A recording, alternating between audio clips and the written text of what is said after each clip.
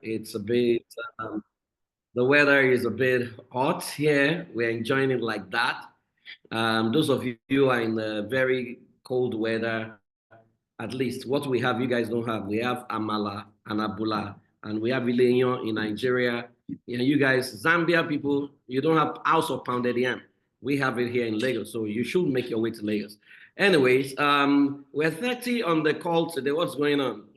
Looks like people are relaxed and they've forgotten about the meeting. So please get your link and send the broadcast and invite your friends and family.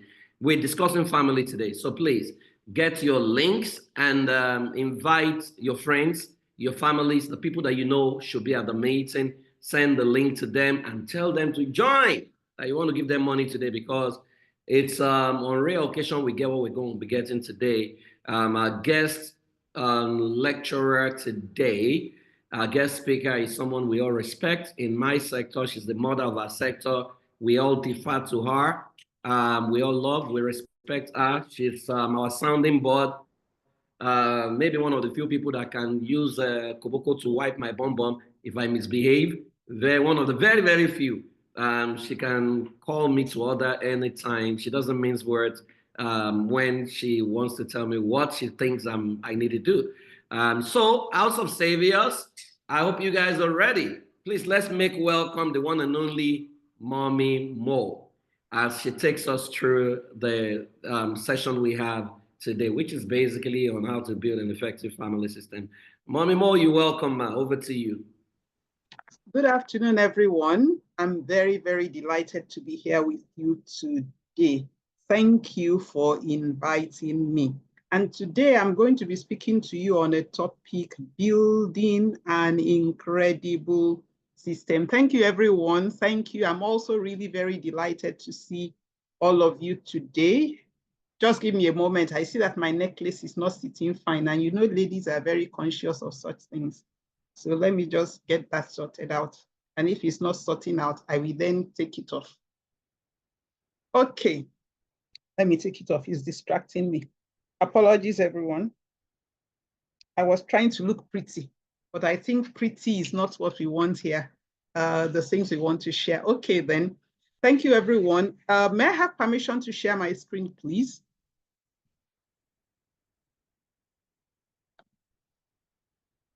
Okay, thank you. Just give me a moment and I'll be with you.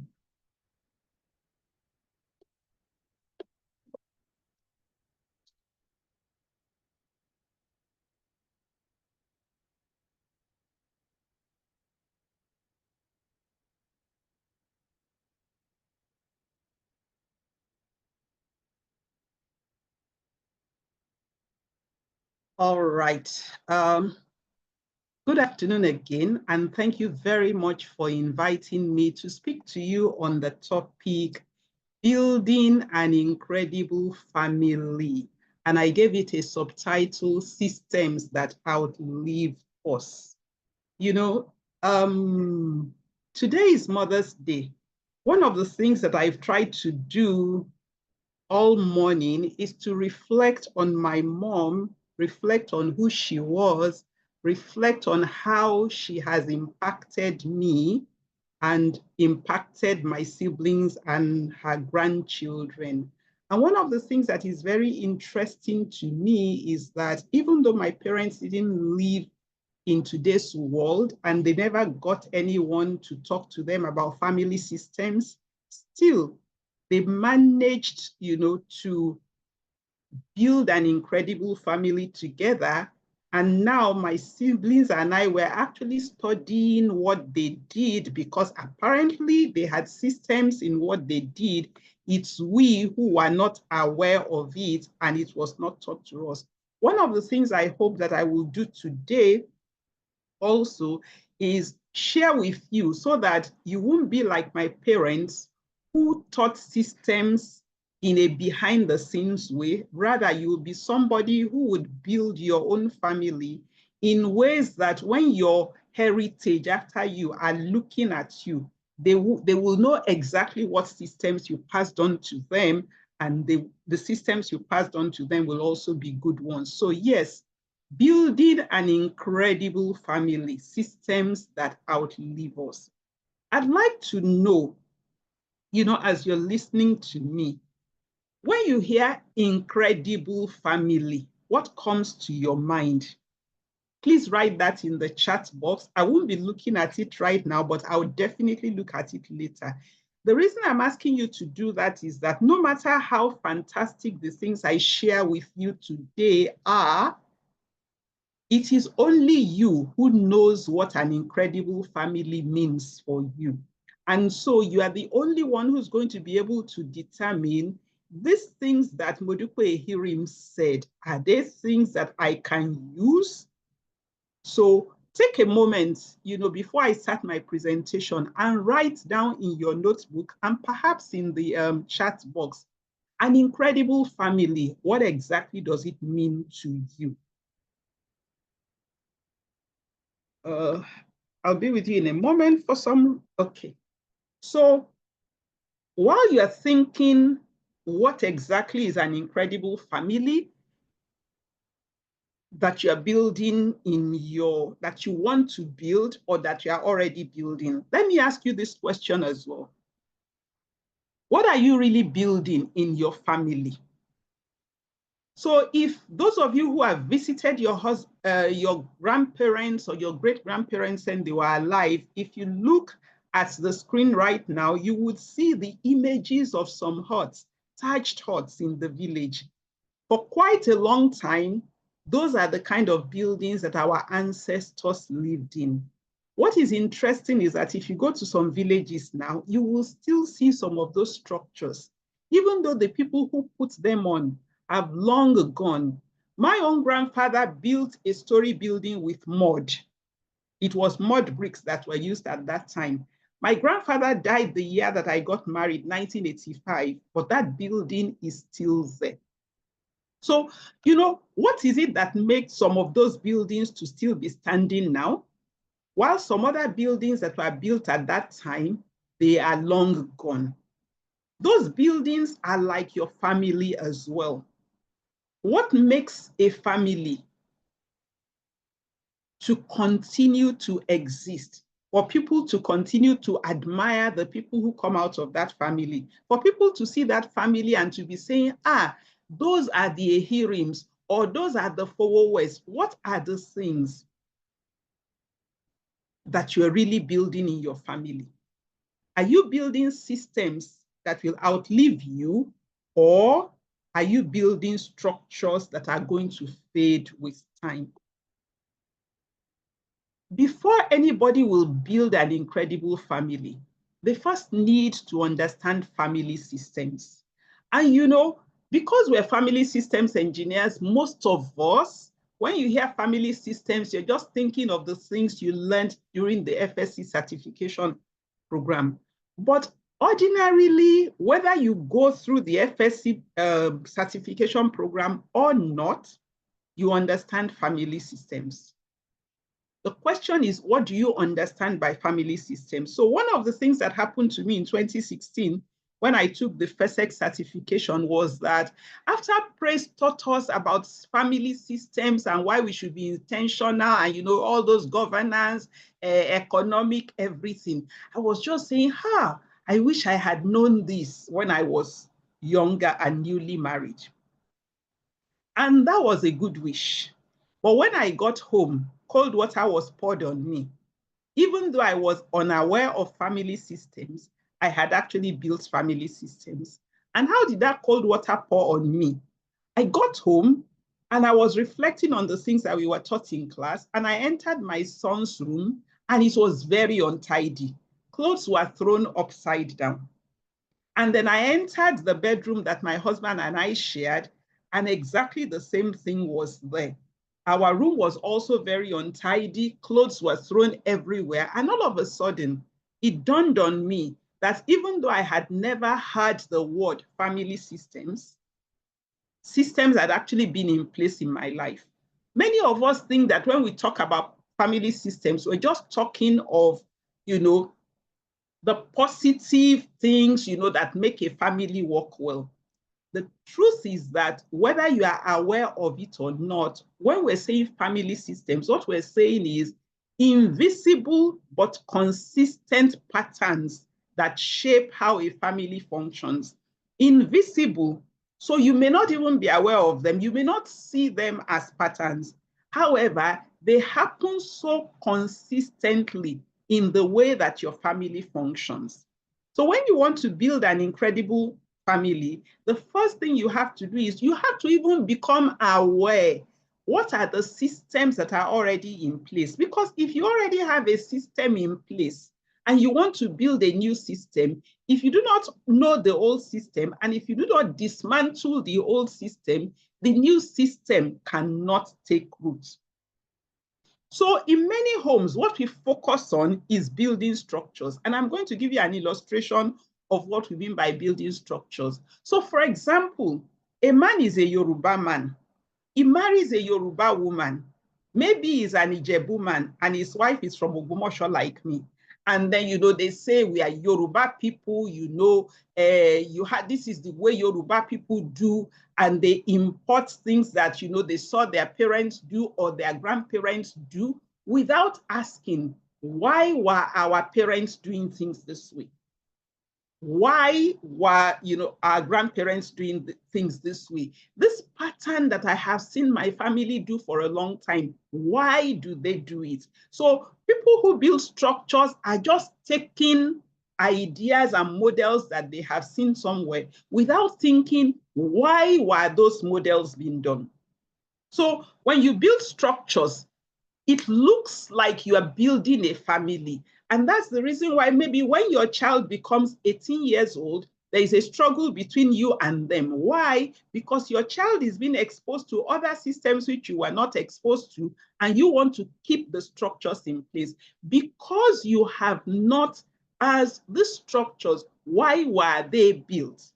What is the purpose that they're serving? What do we lose if we don't keep this structure? What is the system in mind that made people to build these structures? So a structure can look solid on the outside, but without a healthy system in it. So I think another picture I'll draw for you is, when you see a car, that has been in existence for a long time, these really old models, the outside can still look good, but the system that is making the car to run, is it fit for today's world? And if you don't understand that, then you're going to be struggling to drive a car that the system that is running in it is very outdated. So what you're looking for when you want to build an incredible family is not the structure, the outside that you can see.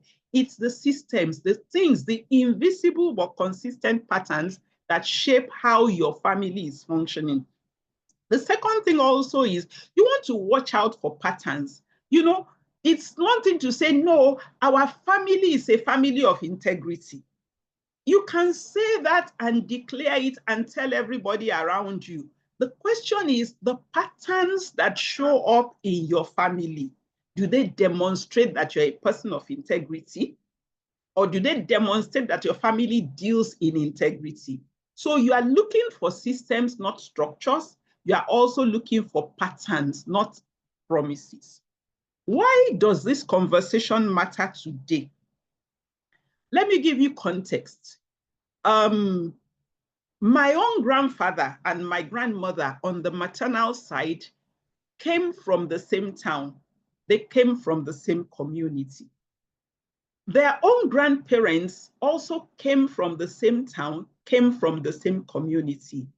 My great-grandparents never traveled out of their village. From the time they were born to the time that they died, they lived in Ogbomoso. They moved around in Ogbomoso. Everybody else who they knew was born and lived in Ogbomoso. What that meant is their understanding of marriage, their understanding of family, their understanding, their vision for the future was similar. Everybody just wanted to prosper within Ogbomoso. When you look at today's world, I am their great-grandchild. I was born in the city of Lagos. My mother was born in Jos. Then I decided to marry an Igbo man. And then we're living in the city of Lagos and both of us were working. So families today face a lot more complexity than families of the past faced. And in today's world, things are even more difficult. Now we are having long distance marriages, people who are living in one country and other members of the family are living in another country. There is just a lot of complexity. And many of us are still trying to build incredible families using the model that our great-grandparents used. Our great-grandparents had just simple life. Everybody understood one another. They saw one another on a daily basis. Communication was easy because they went to work together in the farm. They rested in the afternoon together when the sun was up. In the evening, when they got back, there was no distraction. They had to sit down, and talk with one another. And so passing on legacy looked as if it just happened. But there were some conscious things that they were doing, but the structures they had for doing it no longer exist for us today. So what we need if we want to build incredible families is we have to study what they did, and instead of focusing on the structure, focus on the systems that ran the structure. And that's what I'm going to share with you today. The complexity of today's world, as you can see in the complexity of the road network that I share with you on my screen, is the reason why building an incredible family is no longer something that just happened by chance. I always smile when I hear people saying, the world has changed. The children of today, the children of today. No, nothing has changed. The only thing is that we who are older, who are the custodians of the legacies we want to pass on, we have not been intentional. We have not been people who studied and researched into how we became who we are, so that instead of focusing on the structures, we actually take the systems, apply it to today's world so that we can get the same result. And I hope that by the end of today, you will have some idea. So what you need is systems. When couples come together, if they have not consciously and intentionally looked at the systems that will sustain their love when feelings fade, they are not going to be able to build an incredible family together. Now, when you look at the past, it looks as if it has nothing to offer us. Most people think that today's world has so much complexity that we have nothing to learn from the past. But from studying my own parents and other people of their generation, and studying my husband's culture in a bid to help us to build an incredible family, I found out that there are actually 4 traditional systems that we still need in today's world. The only thing that we need to do is we shouldn't just carry the structures. We should look at the systems. And the 4 traditional systems that we need to rearrange and realign are: 1, communal support. The second one is respect and roles. The third one is storytelling and identity. And then the 4th one is marital endurance. If you are like me on social media, you'll be hearing people say, marriages in the past used to endure. And then you find the other people saying, no, it's because the people just put up with a lot of suffering. No, there is actually a system behind the marital endurance of the past. And I'm going to share some of it with you today. So let's go and look at these traditional systems individually. Communal support system. In the past, extended family equals the village. So, when you marry, you didn't have to think. Why? You remained in the village. So if things were tense for you, you would just stroll to your mother's hut, you will talk with her, or stroll to your auntie's hut, and you will talk with her, feel better, and come home. 1, you felt better because when your mom gives you advice, her lived experience is the same as your lived experience. And so our advice was suitable for you. It's the same thing for the men. When they go hunting, or maybe they go to the farm, the young man will talk to the older men about the things that were happening to him. Because his lived experience is the same as their own lived experience, then, you know, their advice will be suitable. What happens in today's world? Let's take a couple that has moved over to Canada after their marriage. One, they have no extended family. If they call home and they speak to their parents, if the lady speaks to her mother about her experiences, her mother has not been to Canada. Her mother does not know the strains of Canada. Their mother will give the advice based on what she knows. So couples begin to feel isolated.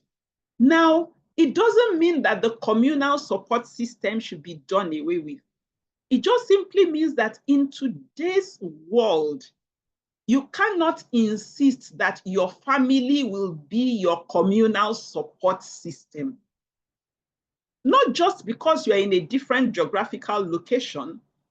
One of the things that may happen to you also is that you may come from a family where the members of your family do not have the knowledge and the capacity to support you in the situation that you are living or wanting to thrive in. What should you do to realign? You have to create a support circle for yourself, which is not necessarily your family. You want to seek mentors and you want to avoid isolation. As myself and my siblings were studying my parents, we found that they came to Lagos in '63. They had no relative in Lagos. They didn't know anybody. But do you know what they did? The house in which they were living in, they became close to the landlord. He became a father for them. They also joined a church. When they joined the church, they were not going only to attend the programs. They identified people in that community who shared values with them, and they built relationships with them. So that's the reason why I, Modukwe Ehirim, some 60 years after my parents came to Lagos without knowing anybody, I still grew up knowing people that were literally part of my family.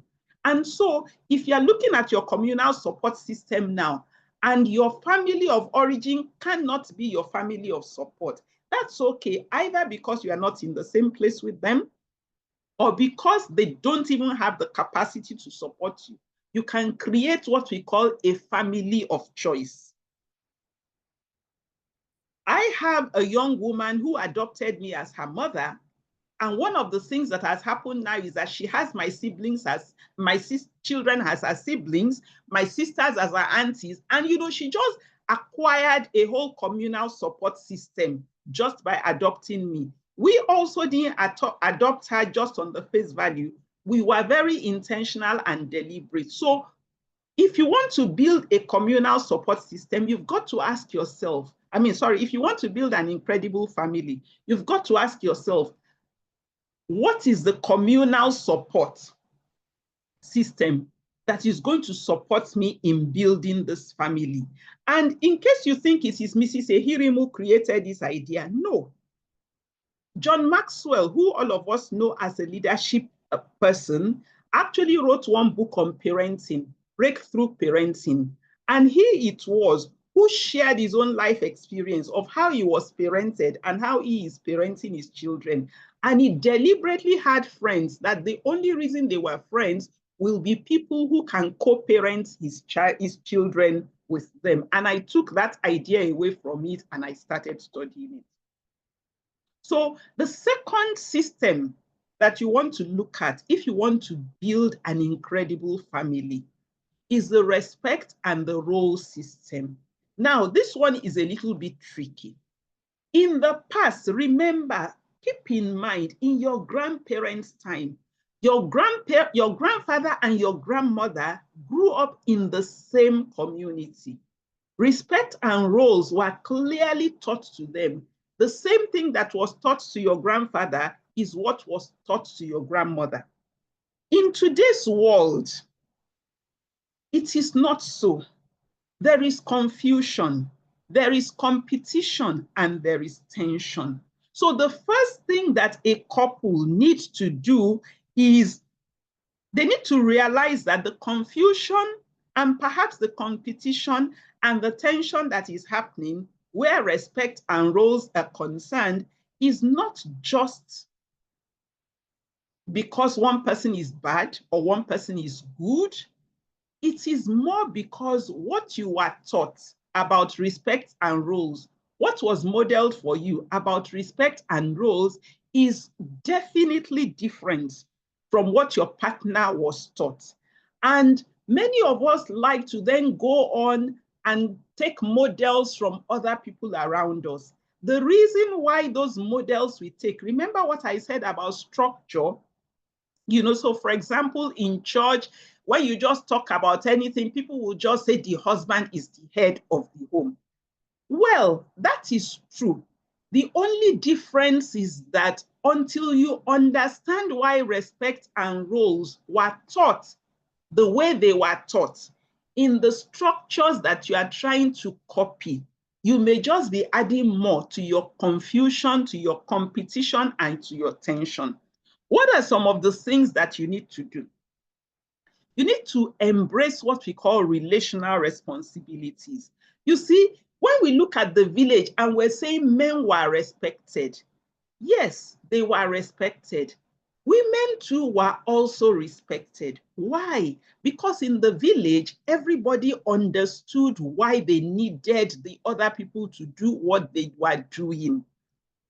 I remember when I first visited my parents-in-law, I saw their barn. I saw the yam barn and I saw the cocoyam barn. I saw the goats and I saw the chickens. And as I spoke with my parents-in-law, they explained to me that men farmed yams and women farmed cocoyam and cassava. And there was some method to their madness.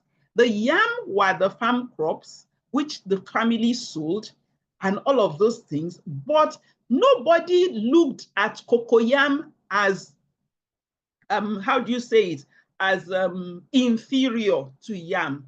Why? Because the community they needed both the yam and the cocoyam. The uses were different. And so women who were farming cocoyam and cassava were not looked on and thought of as inferior farmers to the man. So relational responsibility is what you want to understand. What is relational responsibility? A way of looking at roles and respect as that our community is one. So when you are looking at your family, you, your husband or your wife, your children, whoever else is living, your community is one. What are the things that need to be done for that community to live well? And if you identify those things, then who is to do it?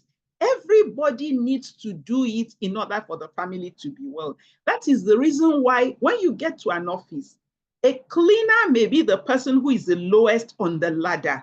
But believe me, a cleaner is important to the organization, because the day a cleaner fails to clean the toilets, that's when the MD will know that a cleaner is important.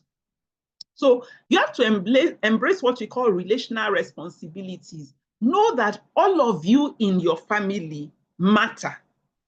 And then you go on to teach what we call mutual honor. You've got to, you have to see one another as indispensable parts of the family. If you're going to build an incredible family, then you've got to redefine headship as servanthood. I'm a Christian and Jesus is my model. And one of the things he showed us is that he was God, but in his role as a leader of men, he served men. He knew that them seeing what he's doing is what is going to be important. Because Jesus took that route is the way why he's not here now. But people are still doing what he wants them to do because he showed them what it was. And so the respect and role system that will build an incredible family is one that redefines headship as servanthood. And I don't know where we got the impression that servant is a bad thing. So let's look at it again. respect and role system. Remember what I said, the structure is not what is important, the system is what is important. Then the storytelling system. You know, if there is one thing that we have failed to pay attention to in the way that people lived in the village, is the storytelling system. One, people went along with their parents to the workplace. People went along with the older people to the market. They went along with them to the stream. What was happening when they made those journeys? Conversations were being held. Parents will say to their children, you see, this is our land. This is how we got the land. This your great grandfather, your great grandmother, this is what they did, you know, and so on and so forth. And so just by being around one another every day, values were shaped. Nobody sat down and put a board and said, this is the value of our family, or this is the value of our community.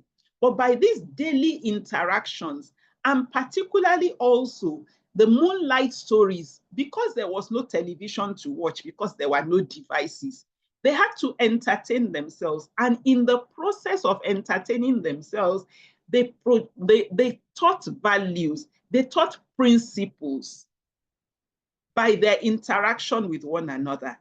In today's world, the screens have replaced voices. And that's the reason why you have people in my premarital counseling program. I give a list of 20 statements, and I ask the young people to determine whether they agree with that statement, where they got their belief from. And it's amazing how much of what is going on in the world just shapes values, replacing the voices of the people who are in your family. So you have to realign that system if you want to build an incredible family. You have to share your journey with the children that you're building with your partner. Myself and my husband, we're both pensioners now, so it's easier for us. But even when we were younger, we did it when we came back from work. We just sit down, a few minutes, 15 to 30 minutes, we share our day.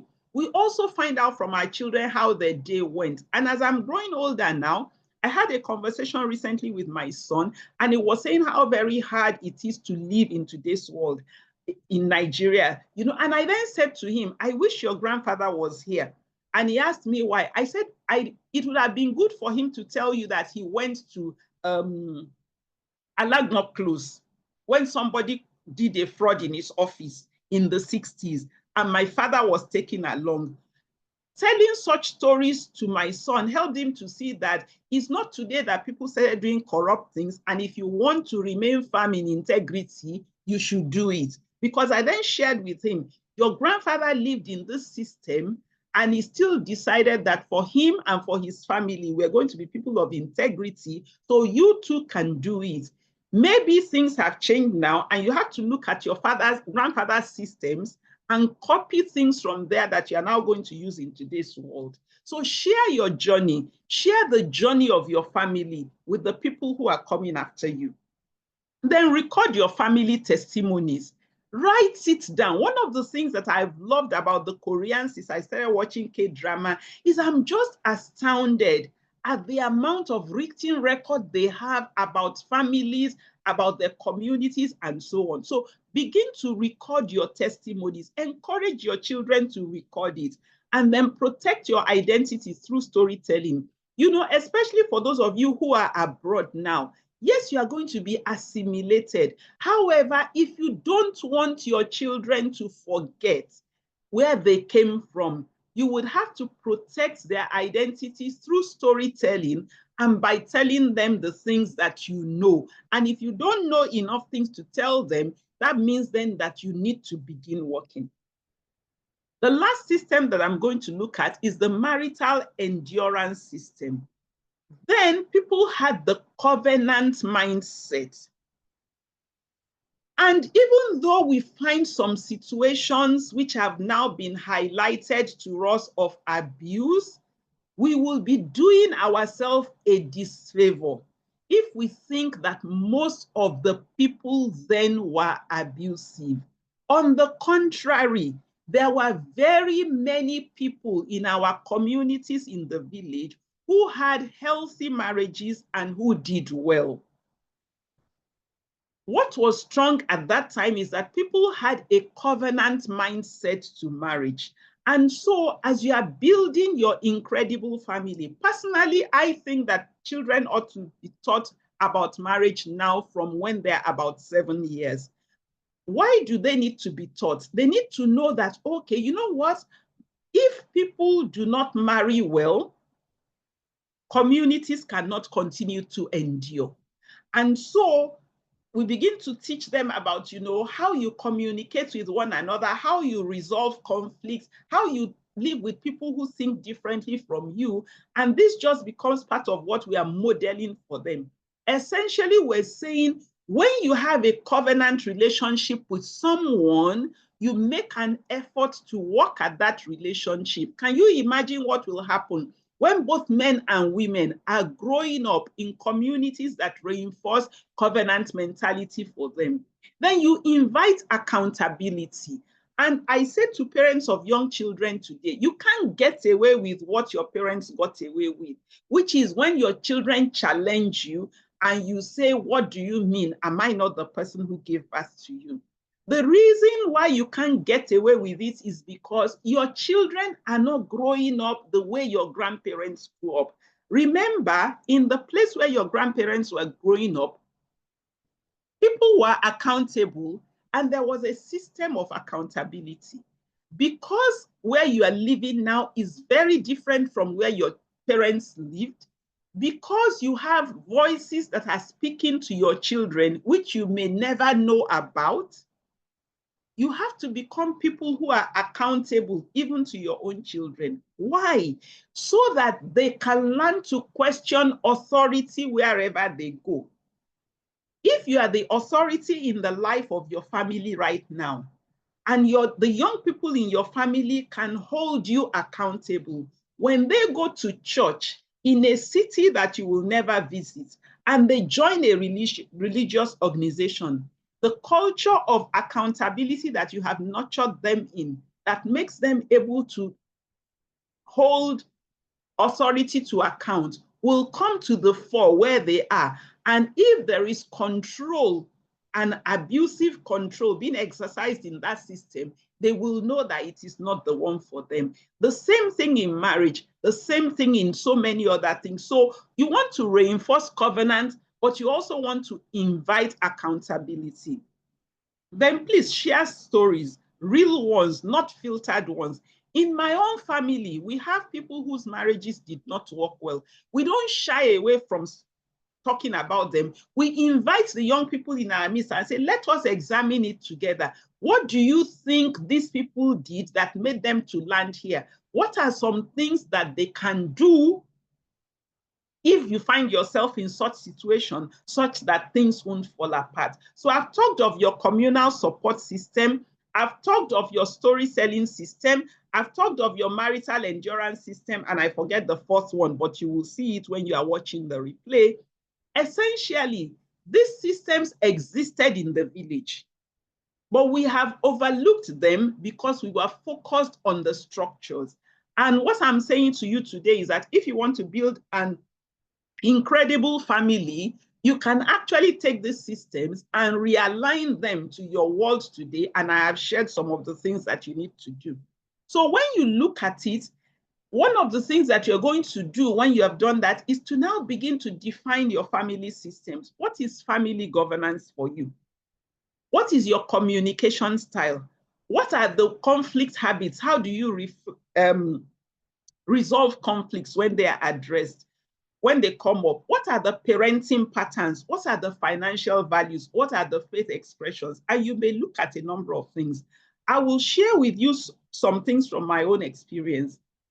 When I was young, my father would sit us around the table when it is time to go to school, myself and my siblings.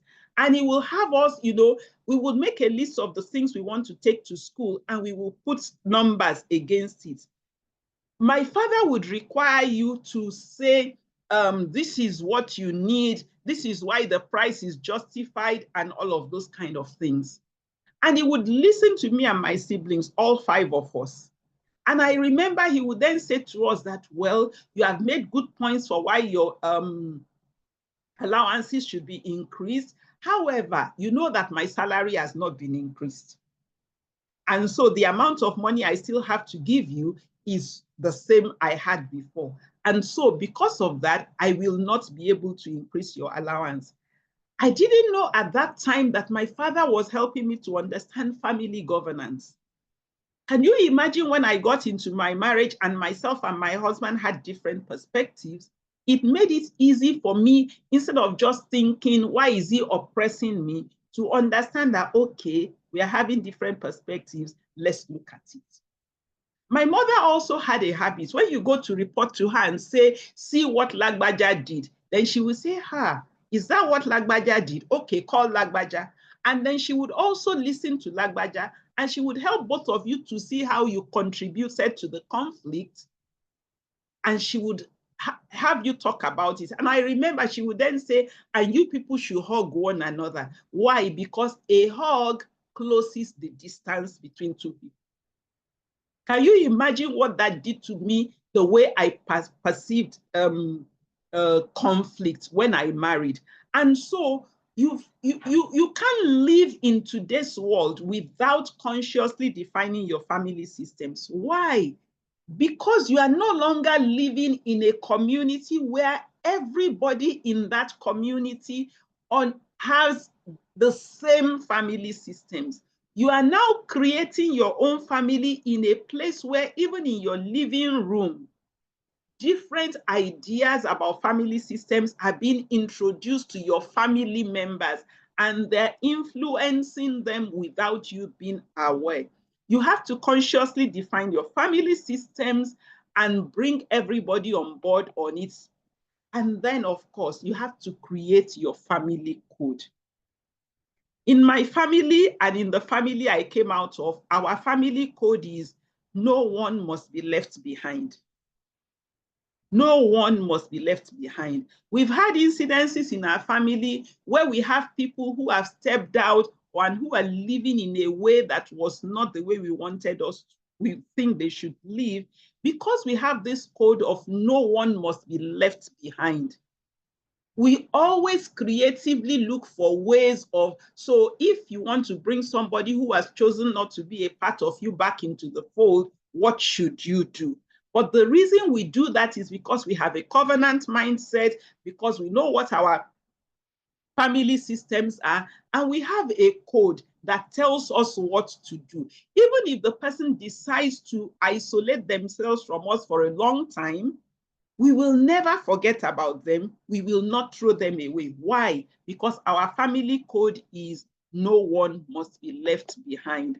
Now, there's some people who are believers in the Bible here, and I also took a look. What does the Bible say about generational legacies? Bible makes us to understand that where God is not looking at your family in isolation. God is already looking, as God is looking at you and your husband, God is already looking at who are the children and the grandchildren and the great-grandchildren that are going to come out of you. God is depending on you to pass on the truth across generations. And God is depending on you not just to pass with wealth as inheritance. You know, many of us build lovely houses. If you ask us, we say we want to leave something for our children. We invest in stock and assets because we want to leave something to our children. And those are good to do. But the greatest inheritance that you can leave for your children is a system of doing things that continues to stand regardless of the season that your heritage find themselves in. So we don't know what the world is going to be like in 2050. It is doubtful that I will be here by then, but I want to live with my family in a way that the challenges that my heritage will be facing in that time, the systems that they have learned from me, will still enable them to hold their heads high, be people of integrity, and continue to ensure that none of them is left behind. So legacy thinking, when you want to build your incredible family, you would want to ask two questions. The first is this: what do I want my children's children to inherit? So it's not just about the children. You know, your children, they are here now. You are looking at them. You are trying to build them. And if there is error, you are there to correct it. But you want to think beyond that.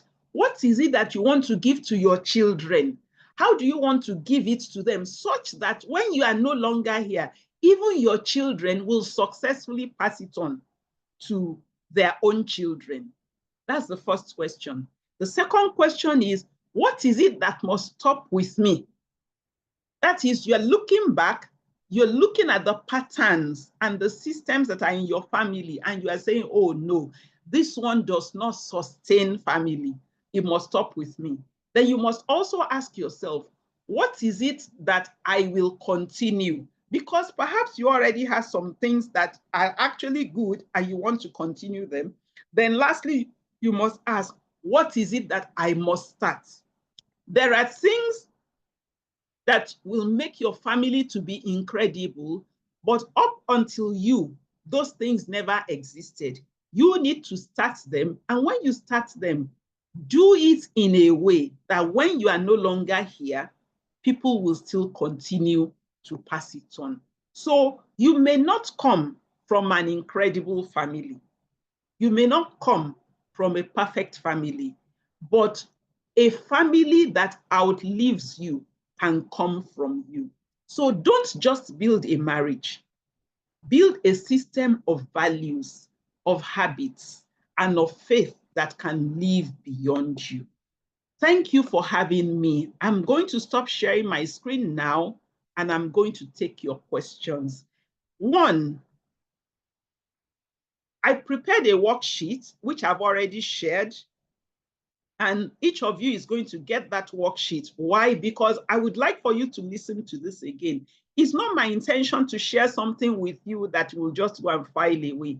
It's my intention that this evening, you rewatch this again and take that worksheet and begin to look at what it is that you need to do.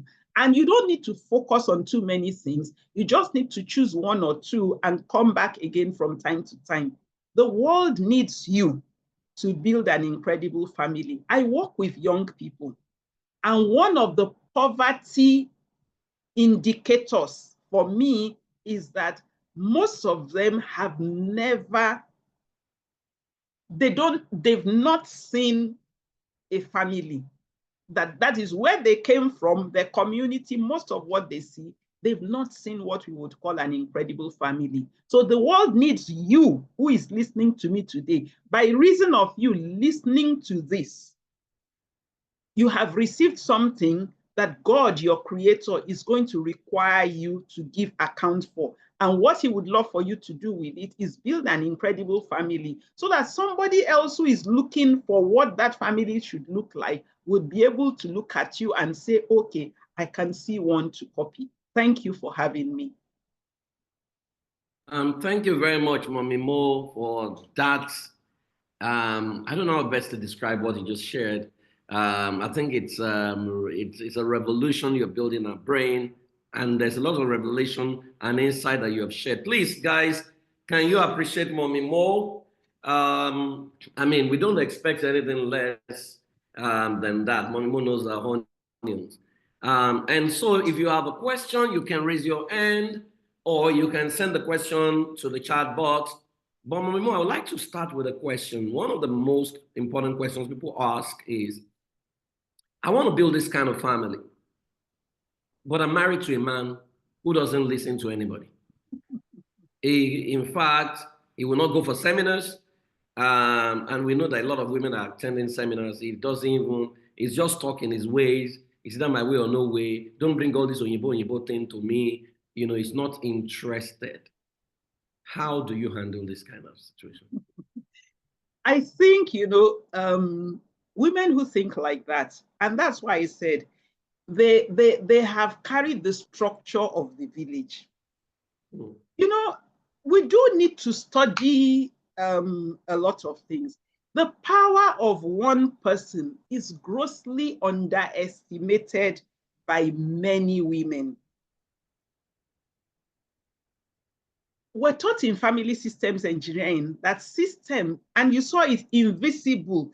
There are ways you do these things. You have come to this seminar today. Your primary work should be what is in my power to do. That's the first thing. I think, let me share with you, Praise, the story that made me to embrace the power of one. When I married my husband, I was stuck in the place where most women are, of wanting to do so very many incredible things and feeling that if my husband is not coming along with me, that cannot happen. Then I read the story of the father-in-law of Reverend Feb Idahosa. He and his wife were married. Then their marriage broke, and they actually went through a divorce. And he said that, you know, he started to woo his wife all over again. And his wife didn't want to have anything to do with him. But he believed in the power of one person to make a difference. And so he continued to do. When they got back together as husband and wife, he wrote the book, The Power of One. I forget, I will get the name and send it to you so that you can share it with people. And so once I got that, I told myself that, okay, you know what? There are many things, Dupe, that you think you and your chairman should do.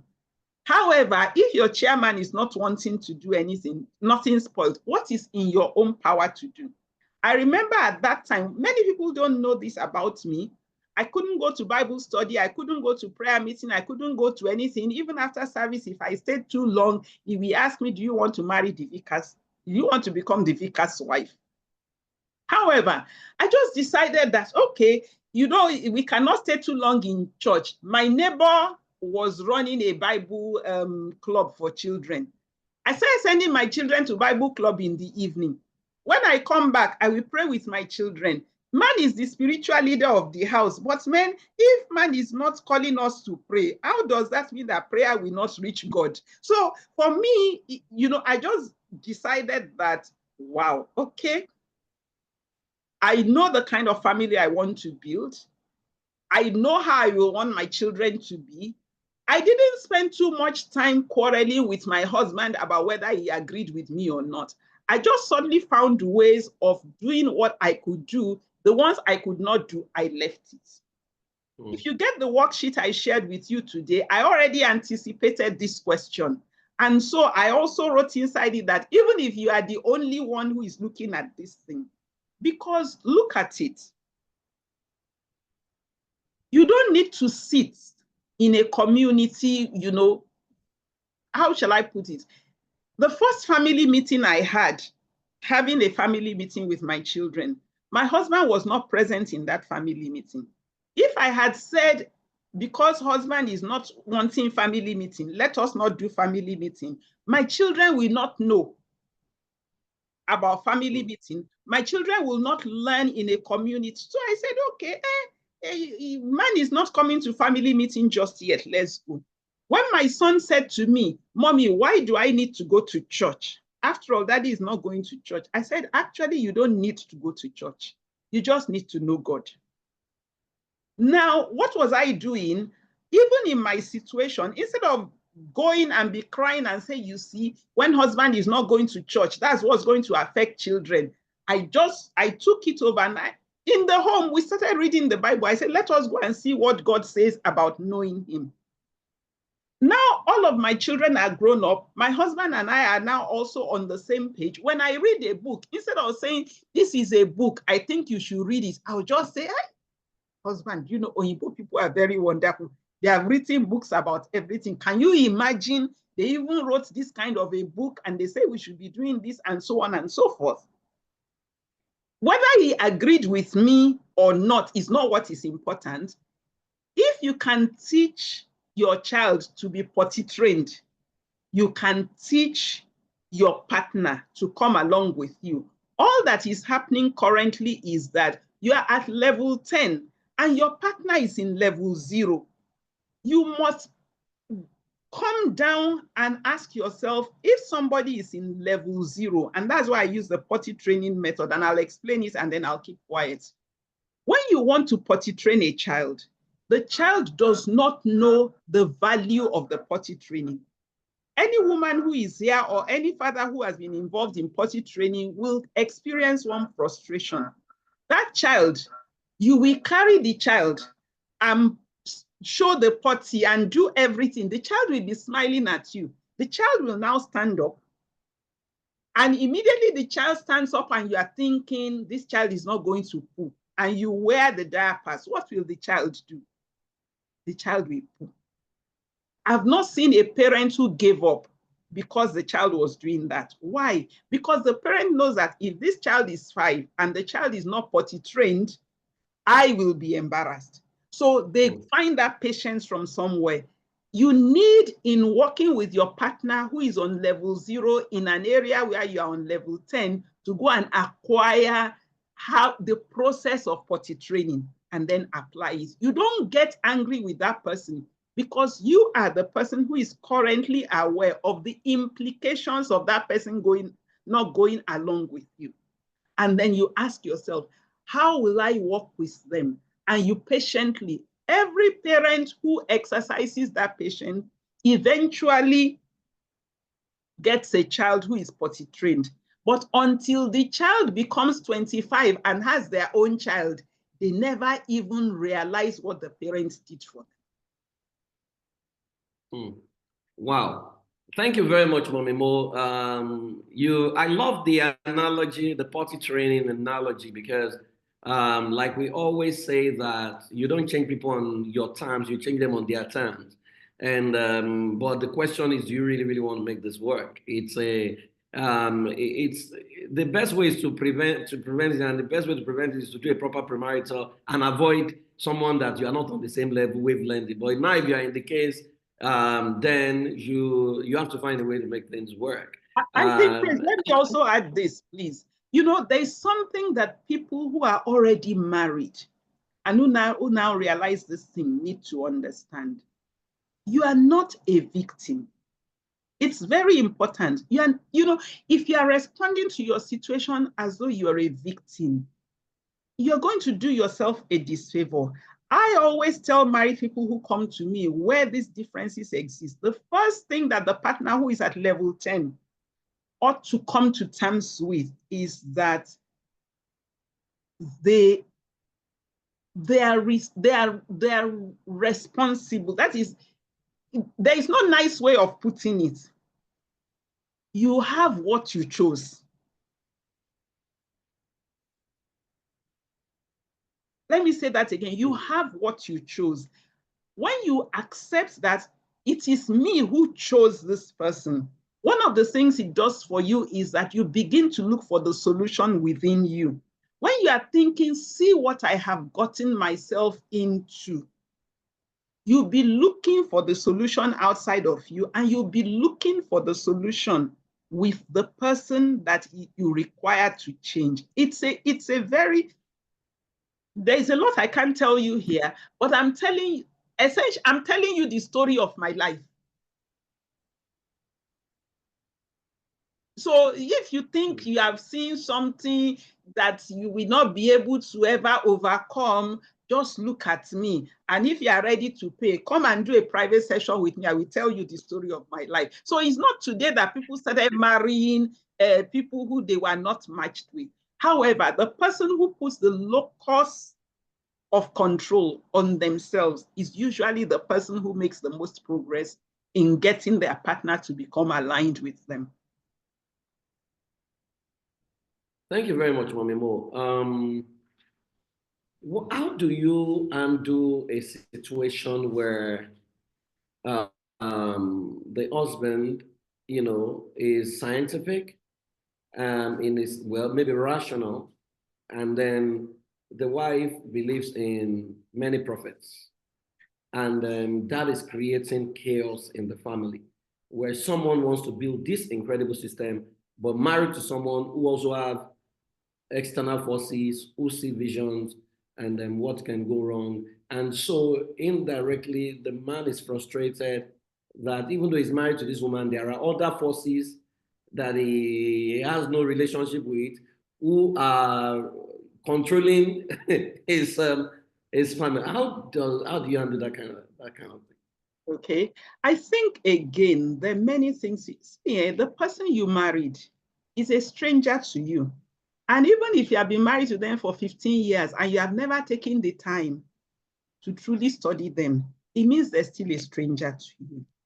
I think men are in a position of advantage. It's just that they don't know it. What makes a person to be seeking prophets? If you look in the history of their life, they have not had safe spaces. They have been nurtured in an environment of fear. And they have also been nurtured in an environment that says solution to your problem is outside of you. If you can find a good authority, all you just need to do is also become a prophet to your wife. So, you know, in my premarital program, we usually show people their different styles. You, a rational person, is wanting to influence somebody who is moved by their emotions. You have to remove your heart of ration. And then you have to now begin to be somebody who will be saying, you know what? I dreamt.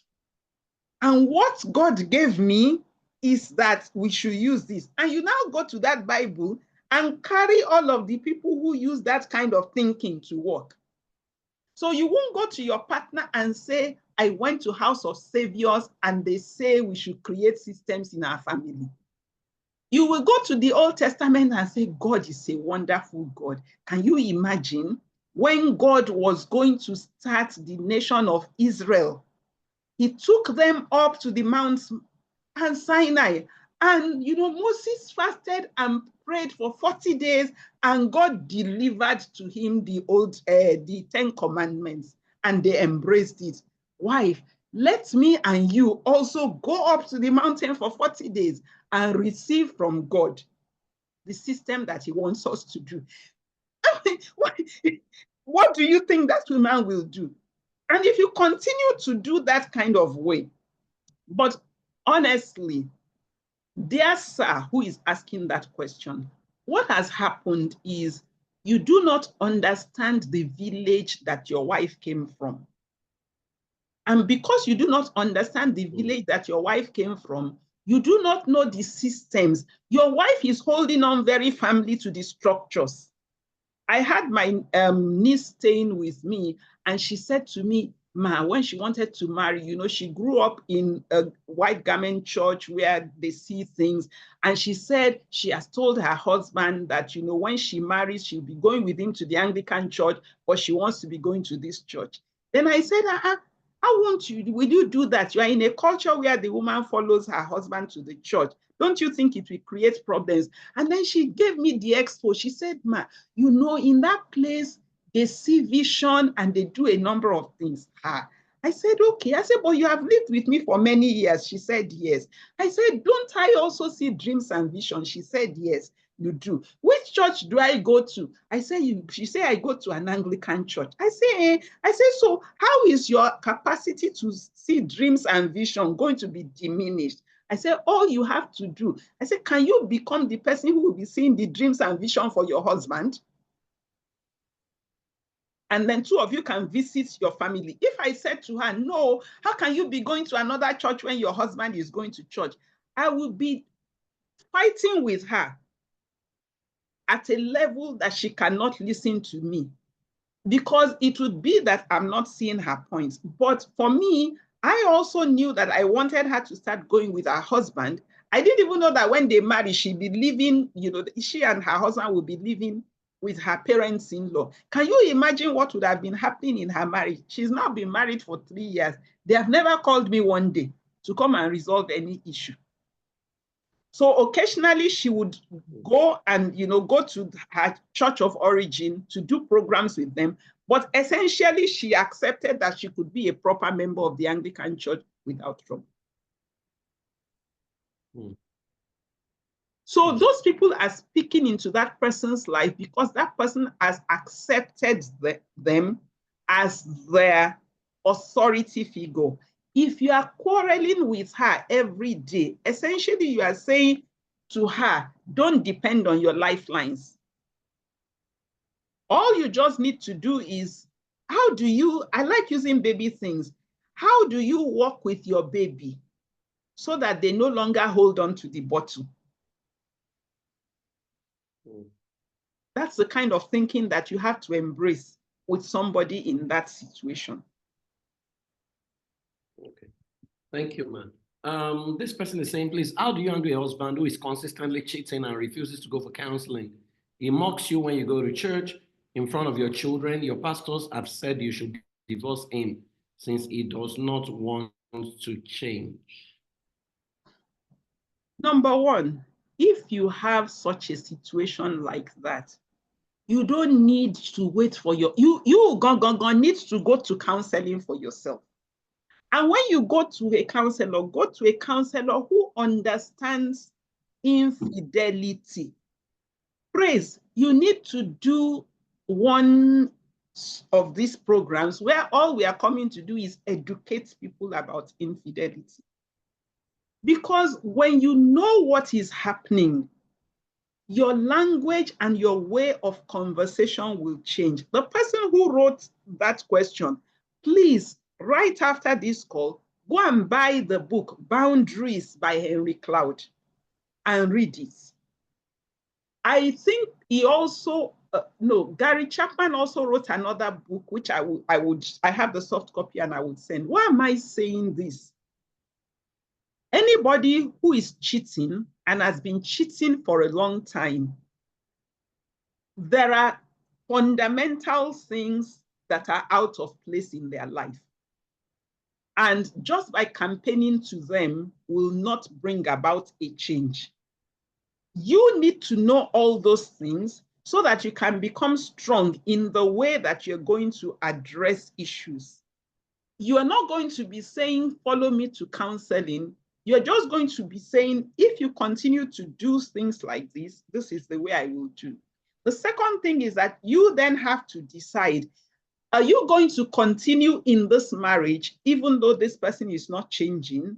Or have you reached your tipping point and you can no longer go on? And there are other such questions that need to be followed. But for certain, there is nothing I can tell you right here now that would help you. Why? Because you need a lot of education to understand what you are up against and to then plan how you will handle it. Thank you very much, Mommy Mo. So the other question is, what is the place of premarital counseling before people get into a marital relationship? Do you advise that we build these systems or have conversations about them before we even get married? And should the person I am talking to is unwilling, do you consider that to be a deal breaker? This person is asking me, I'm already married for 40 years. It was a deal breaker for me. Let me answer that question from two perspectives. Let me answer it from the perspective of the single person who is currently in a relationship. For me, the deal breaker that is not negotiable under any circumstance is the person open to learning and willing to change. Is the person open to learning and willing to change? Concerning premarital counseling, there is a webinar I've done. One of the things I said to people in there is that, one, the way you are presenting premarital counseling may actually be the reason why the person is saying no. So if you're like me, you hear premarital counseling, you are thinking like they're going to ask us in church to come, and then the person is going to, people whose marriages are not working are going to be teaching us. It doesn't matter your campaign to me. I will not come. So I personally no longer even use the term premarital counseling because of the image it brings up in the mind of people. So you need to ask yourself, Is it his understanding of premarital counseling that is making him say no? Or is it her understanding of premarital counseling that is making her say no? If that is not it, if they actually properly understand what you're saying to them and they're still saying no, the question you want to ask yourself is that if I go on with this person who is resistant to discussing these things now, what do I anticipate will happen when we get married? You're muted. I'm listening. I'm listening. Okay. Yeah, so, you want to ask yourself, if they are resistant now, if you go on and you marry them, what is likely to happen? So that is from the perspective of the person who is in that situation now. And you can send a message to me. I will send you that webinar. And what I said to people is that if you want to clarify whether your person has the right understanding, just tell them this is an interesting webinar. I think that you should listen to it. Then they will get a clear understanding of pre-marriage preparation. But for those of us who are practitioners, based on the work that I have done and what I have found out amongst young people, there is a great deal of ignorance. So I would encourage us to create services and products that actually address ignorance before the people even meet their partners. These things that we say people should talk about in, as part of their pre-marriage preparation, they aren't things that people should be talking about when they have decided to marry. There are things that they should be talking about in order to determine whether they should even be marrying one another. So when we leave it until they have made the decision to marry, it is actually more difficult for them to separate. They need to be people who are very rational in order to be able to do it. I mean, can you imagine somebody who is living with parents who have told them that you will have to cross our dead body before you marry somebody who is attending a different church? And you're 28 years old, and you've never had a conversation with your parents to say, in fact, I will definitely cross over you people's dead body if I meet somebody who is not from our denomination. And then you go on still in that situation, dating somebody who is from a denomination that your parents will not accept. What you are showing me is that you are somebody who is not aware of the implications of what you're doing. Because when you then now bring that person to your parents and they now do exactly what they are doing and you are now unhappy, the question I will ask you is, all the time that you have been growing up and deciding what you are going to do with your life, what did you do with that thing that your parents had constantly told you about? So us practitioners, that's an area that if you go into, the field, the harvest is ripe, the field is wide, and the laborers are few. Okay, thank you very much, Mommy Mo. Someone is asking, I think this is like the final question I can see here. We just moved from Nigeria to Canada, and it's almost like I am thinking of exiting my marriage because my husband is not willing to lift a finger to help. He still expects me to do everything I was doing in Nigeria, despite the fact that we have house helps in Nigeria, which we don't have in Canada. He sits down and doesn't assist with the children, neither does he feel like doing any household chores, because in his words, it is the duty of the woman. What do you suggest I do? My dear person, first, invest in working with a counselor who would help you get used to it. 2, this thing didn't just happen to you when you got to Canada. It's just that now that you are in Canada, it has become obvious. Canada is a different place. So for your own mental well-being, number 1, don't take a decision that is going to impact the next 50 years of your life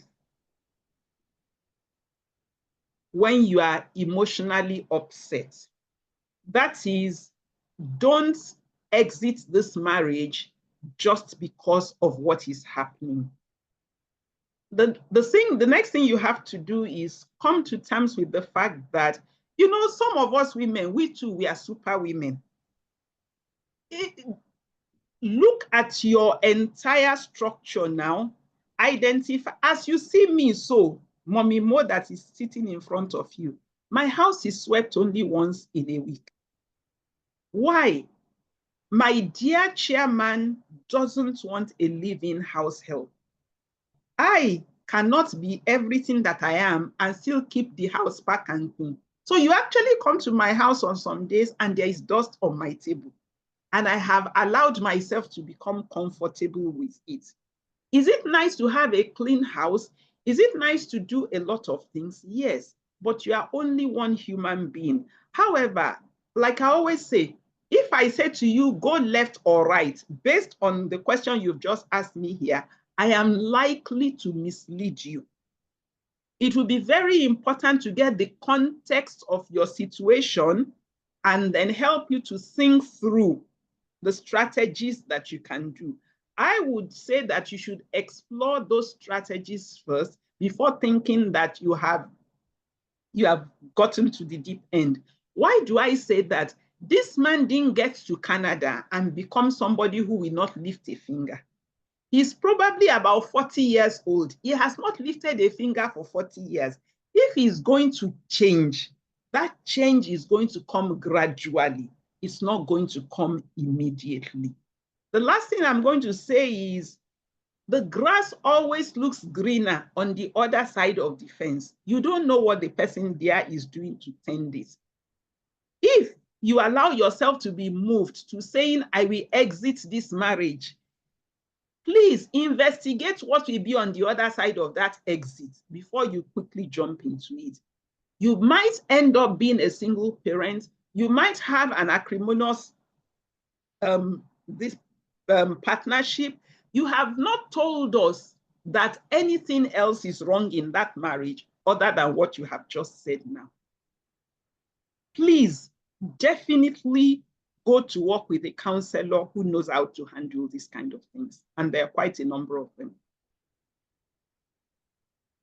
Thank you very much, Mommy Mo. Maybe before we go, I wanted to speak briefly on the play. You know, you and I, we always have conversations about when we run assessments and we realize that personal development is a major problem in many of the people who got into marriage. Do you want to talk briefly about personal development and the need for people to take personal responsibilities for growing? Because a lot of people are getting married who don't even know the basic things about taking responsibility, let alone becoming responsible for someone else. Thank you very much. You know, the ground has shifted from under all of us. But many of us are not aware of it. What do I mean by saying the ground has shifted? Whatever you thought marriage was, how you thought it should be done, and so very many things, the ground has shifted. Things are no longer that way. The person you married is a stranger. Things are happening every day. You might become somebody who has understood the power of growing. I don't like to use the personal development because personal development suggests that the person is not doing anything. So when I got married, and myself and my husband decided that we should be a dual career family, I very quickly realized that what I had learned about marriage before will not do. I had to start asking myself, if you are in a dual career marriage and you do not want to take your children to your parents and everything, what are the things that you need? As a woman, how do you need to do? And instead of quarreling every day with my husband, I just went to Leventis bookstores and started looking for books that were explaining how you should live that way.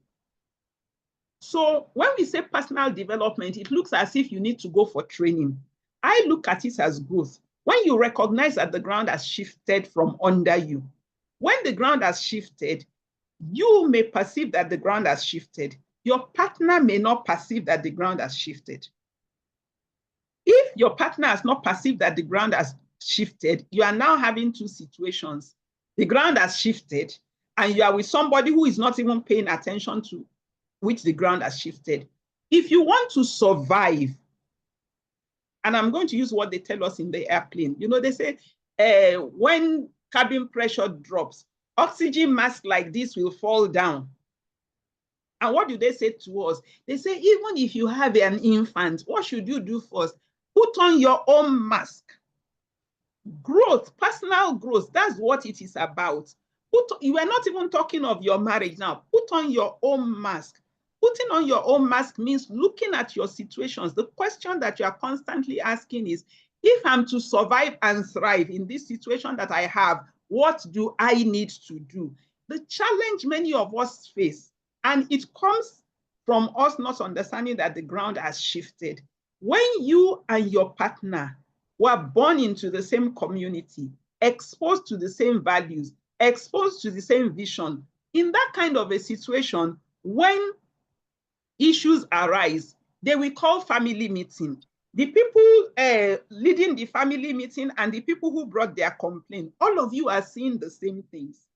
In today's world, the ground has shifted. You and the person who you are having the issues with, you are seeing different things. The people that you are inviting, the only way you can be mentally safe is to recognize that, okay, the ground has shifted. What is the implication of the shift for me? What is in my power to do to adjust to that shift? Some of the adjustments you are making may cause your partner to push back. And that's why I like Dr. Eric Cloud's book, Boundaries. When you understand what he taught in that book, it will help you to know whether the adjustments you are making that your partner is complaining is something that you should stop or something that you should continue. Because if you want to enter my house and I know that you are a thief, it doesn't matter how much you knock my gate, I will not open it for you. But if I have no way of determining whether you are a thief or not, everybody who knocks my door, I open for them. Bandits will overpower me and I will not be aware. So even you who is currently thinking that you are way ahead of your partner, if you are complaining right now, the feedback I will give you is that you have not grown in the area of living with somebody who thinks differently from you.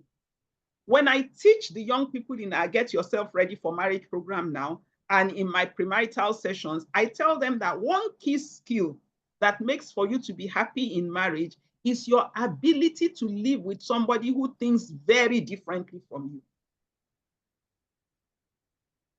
And it is a skill which each one of us can acquire.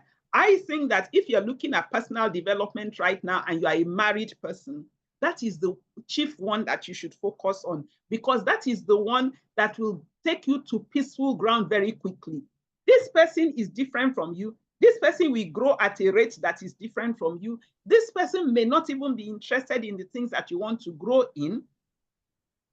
If you can acquire the skill of living from somebody that is significantly different from you, you will have peace and you will then become the one person who is able to bring about changes. Thank you very much, Omimo. Before I let you go, you've talked about get counseling, get counseling, get counseling. I'm sure there are people who are wondering, how do I find the right counselor? Data shows that there is 1.6, the ratio is 1.4 family life practitioner to, mental health practitioner to 100,000 clients in Africa. People don't know who to talk to. They don't know to. So how can people find the right person? And you know, with social media, there are so many people who are doing advice, who also say they are doing counseling. People are promoting all sorts of things, doing search engine optimization. And so people can be very confused. What do you recommend? And why do we need more people to get trained, maybe across our continent? We definitely need a lot more people to get trained, because essentially we are new. You know, as a people, we're not used to self-reflection.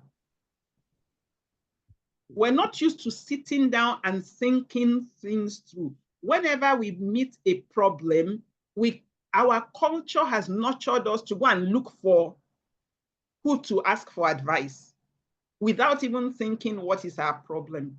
If you need counsel, we have the network of family systems engineering practitioner. And if you go to Instagram and you look at our Instagram handle at profamilylife_, that is it. If you go there, if you go to the link in the bio, you would see there is a directory that says the names of family life practitioners, that says what their niche is and so on. And I guarantee you that everybody who is on that list is actually available. So we're also told that you can check YouTube, House of Savior. So that's the very first thing for those of you who are listening here, because I have a perspective on life. I talk to the people who are in front of me. I don't talk to the people who are currently not here. And so if you have a friend who you think needs to see a counselor, instead of just saying to them, I think you should see a counselor, do one of two things. Either give them a handle or go there and download that Word document and give it to them and say, if you need a counselor, talk to one of these people. One of the things that we have also done, those of us who belong to that network, is that if you have a need which I cannot address and you are talking to me, I will speak to my colleague who can address it and I will connect you with it. That for me, I think, is primarily the first way that all of us need to do. The second thing that we really need to do is that we need to stop projecting the people that we have identified are not genuine counselors. How do we project and promote them? I've never seen a people like us. Somebody shares something, we are talking, and all of us know that this person is not a real person. Then you will now take their post and go and make a post about it. What do you think you are doing? You are lending credibility to the people who are not doing things okay. You can write without, so instead of carrying those people, if you know good people, project and promote. The responses I'm getting on social media shows me that people are looking for oases. If you are a practitioner here, I cannot say it enough. You are not helping the world by keeping silent in your corner. We need your voice to be heard. When I send people to profamilylife_ on Instagram, they go check out your pages. When they don't see anything from you, they come back to me and say, Ma, we will wait for you whenever you are able to take us. Why? They don't see anything about you that makes them to be credible. 3, if you're somebody who is looking for a counselor, do two things for yourself. Use Google. Many people now put themselves, there are many platforms that say these are counselors and so on and so forth. The people, research shows us that the person you want to find out information about, you are 6 persons away from that person. So when you Google and you choose the people, you see that these are people who are counselors. Before you approach any of them, just look at who is connected to them and who is connected to you. And that would tell you a lot about whether they're genuine counselors or they're not genuine counselors. There are quite, Praise, I agree with the statistics you put forward, but I think that the statistics is slightly higher than that. What is happening is that the people who do good work do not project themselves online, and so people don't know about them. Okay, thank you very much, Mommy Mo. And if you are on the call, you want to get trained, you can go to ifedacademy.com and you get the details of how to get trained in there. Please, can we appreciate and celebrate Mommy Mo for obliging us, being with us, and sharing from a wealth of knowledge. I mean, this is a video you need to watch over and over again. It's available on House of Saviors YouTube. But please, let's show us some love. Let's appreciate Mommy Mo. We deeply appreciate you. God bless you. On that note, I think my work is done. Who is the moderator? You can take over from here. I'll see you guys next month by God's will. Okay, Bella is